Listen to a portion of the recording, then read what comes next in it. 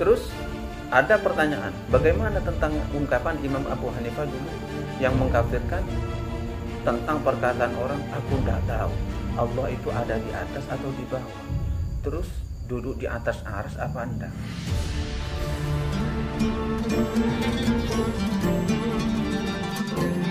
Waqtalafal ulama'u dan waqtalafa dan berbeda pendapat al ulama'u siapa para ulama fima tentang apa-apa khalaqahullahu tentang apa-apa yang telah diciptakan oleh Allah.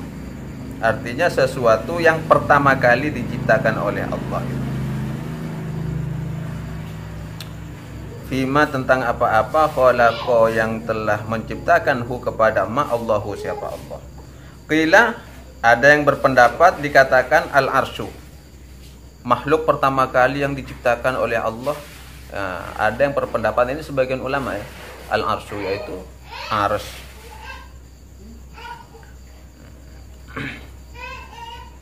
Jadi ini tujuannya ke sana. Makanya tadi ungkapan pertama itu harus ditekankan.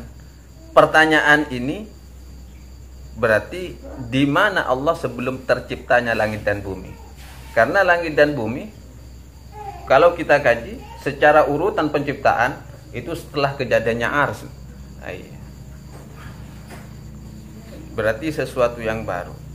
Makanya jangan sampai ada keyakinan bahwa Allah berada di dalam sesuatu atau di atas sesuatu atau dari sesuatu. Bahkan Imam Ja'far Shadiq siapa? Cicit Rasulullah ya. Cicit Sayyidina Ali. Rasulullah punya putri Siti Fatimah. Siti Fatimah punya putra Hasan Husain. Dari Sayyidina Husain ini punya putra namanya Ali Zainal Abidin. Dari Zainal Abidin ini punya sampai keturunannya cucunya ya Imam Ja'far Shadiq. Iya. Bahkan Imam Ja'far Shadiq mengatakan man za'ama annallaha fi syai'in aw min syai'in aw ala syai'in faqad asyraka. Barang siapa yang berkeyakinan annallaha fi syai'in bahwa sesungguhnya Allah itu ada di dalam sesuatu, au min syai'in atau dari sesuatu, au ala syai'in atau di atas sesuatu, faqad asyraka, maka orang tersebut syirik. Ini kan riskan banget gitu. Sensitif. Man za'ama annallaha min syai'in au fi syai'in au ala syai'in faqad asyraka. Barang siapa yang memiliki i'tikad, keyakinan, meyakini bahwa Allah itu dari sesuatu dan berada di dalam sesuatu atau berada di atas sesuatu gitu. Nah, sedangkan ayat itu kan Ar-Rahmanu 'alal 'arsy istawa, seakan-akan dari ungkapan bahasa tersebut mengatakan Allah itu ada di atas arsy kan? Iya, Ar-Rahmanu 'ala, Allah bersemayam di atas arsy, seakan-akan duduk. Nah, itu seringkali pemahaman yang yang seringkali disalahartikan. Padahal Imam Ja'far Shadiq seperti itu. Jangan sampai itu muncul di pikiran kalian. Idlau kana ala syai'in, seandainya Allah itu berada di atas sesuatu, seandainya Allah berada di atas sesuatu, lakana mahmulan, niscaya Allah itu berarti diusung gitu loh. Lakana mahmulan, jika Allah itu berada di atas sesuatu berarti Allah diusung.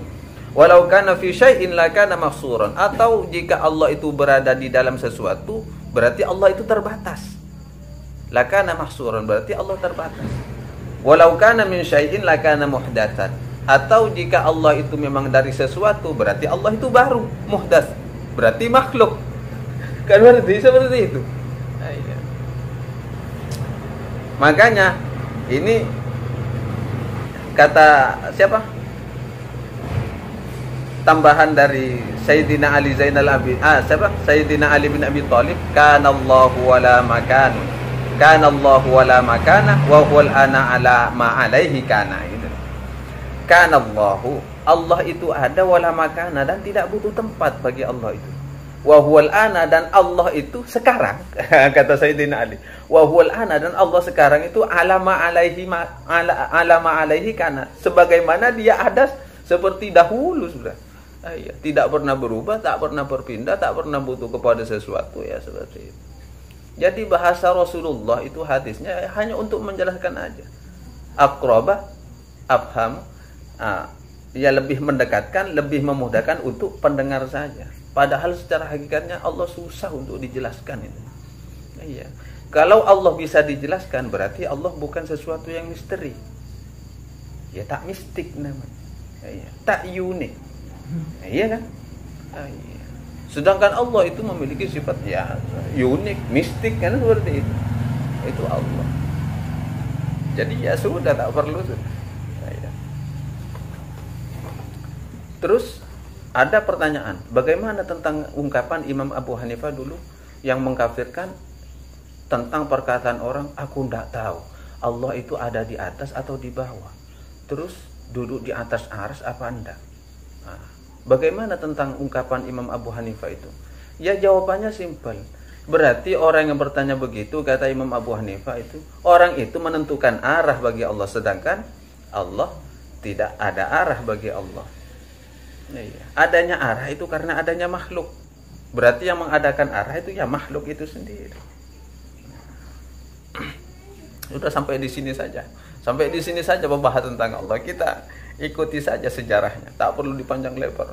Iya, memang ini sesuatu yang tak bisa dinalar memang. Rawat Tirmidzi, rawat telah meriwayatkan At-Tirmidzi, siapa Imam At-Tirmidzi, an Ubadah bin Samit, dari Ubadah bin Samit radhiyallahu anhu, qala, telah berkata, qala Rasulullah sallallahu alaihi wasallam, qala telah bersabda Rasulullah sallallahu alaihi wasallam, siapa? Rasulullah sallallahu alaihi wasallam, anna awwala syai'in khalaqahu Allah taala al-qalamu.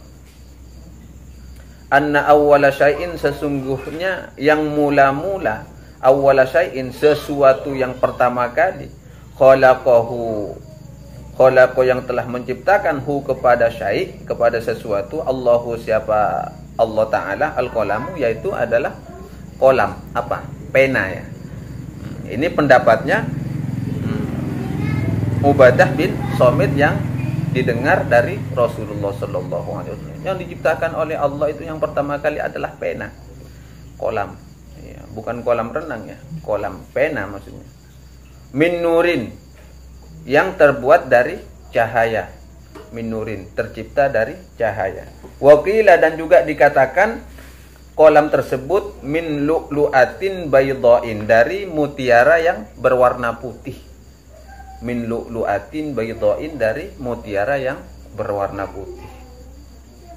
Ya sama, intinya kan nur juga ya, yang bercahaya. Tuluhu, yang adapun panjangnya kolam tersebut, ma bainas sama'i wal ard, antara langit dan bumi. Panjangnya pena itu iya, ma bainas sama'i wal ardi. Kita tak tahu mengukur langit dan bumi jauhnya seperti apa. Jika kita tahu ukurannya ya berapa ini, ya sudah seperti itu berarti panjangnya. Ya, panjangnya kolam itu. Tsumma khalaqal lauha ba'dahu. Tsumma khalaqu, kemudian menciptakan siapa Allah, al-lauha, akan papan, ya, yang sering disebut dengan lauhil mahfuz, itu papan namanya. Lauhun itu papan, al-mahfuz yang terjaga, artinya memang papan yang terjaga. Tsumma khalaqa, kemudian Allah menciptakan al-lauha, akan papan, ba'dahu, setelah menciptakan kolam, setelah menciptakan pena.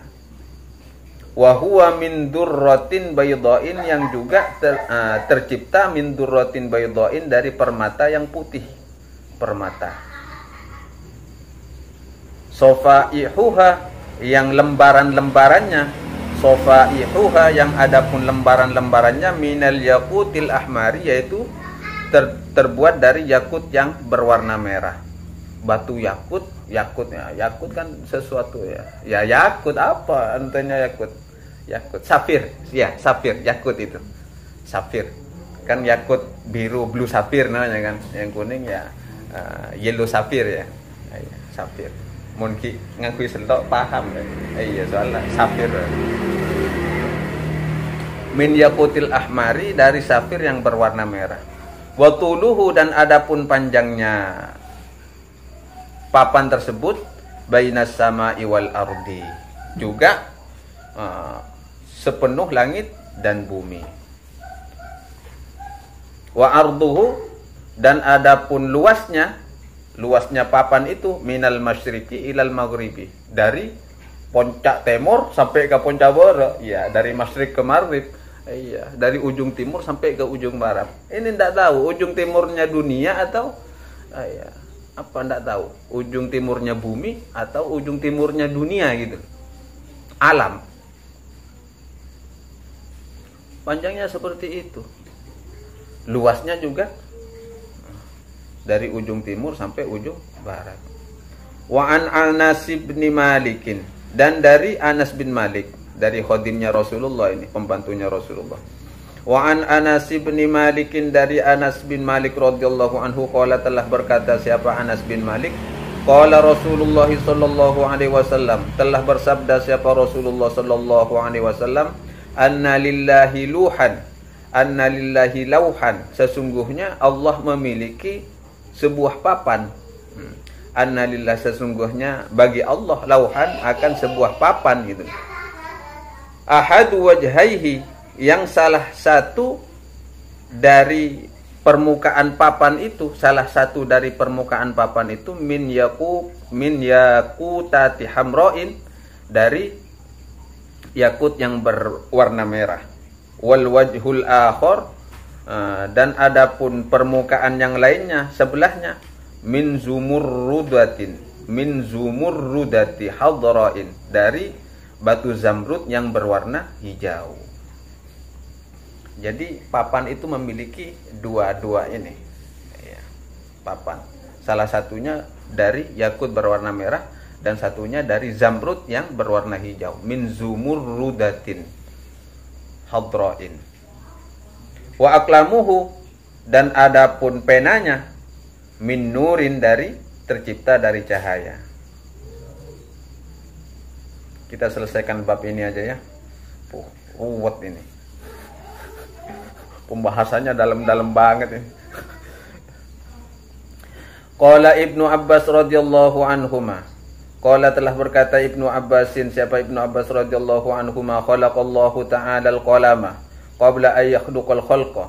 Khalaqallahu ta'ala, telah menciptakan siapa Allah ta'ala al-qalama, akan kolam, akan pena, qabla an yakhluqal khalqa, sebelum terciptanya makhluk. Wa huwa 'alal arsy, wa huwa, sedangkan dan kolam tersebut, kolam pena tersebut, 'alal arsy, berada di atas arsy. Kolam tersebut itu tercipta dan tempatnya ada di atas arsy. Tsumma nadhara, kemudian nadhara, memandang siapa Allah, ilaihi, kepada pena tersebut, nadharal haibati, dengan pandangan yang berwibawa, pandangan yang menakutkan, penuh wibawa. Pandangan Allah langsung melihat kepada arsy itu. Tak tahu melihatnya seperti apa, dia tak tahu, itu urusan Allah sudah. Iya.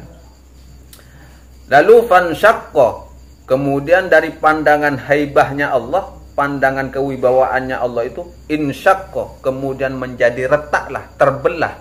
Insyaqqa itu terbelah artinya berongga, menjadi sesuatu yang awalnya padat ya, setelah ada pandangan itu menjadi sesuatu yang berongga. Insyaqqa makna aslinya adalah pecah. Insyaqqal qamar, terpecahnya bulan. Insyaqqa menjadi sesuatu yang berongga, retak. Iya. Wa qataral midada, kemudian meneteslah, wa qatara, dan meneteslah al midad, apa? Tinta. Lalu setelah retak itu berongga, menjadi meneteslah dari kolam tersebut tinta-tinta itu. Sehingga dari tinta itu bisa dijadikan untuk menulis. Wa qala Ibnu Abbasin, dan juga telah berkata siapa Ibnu Abbas, innal qalama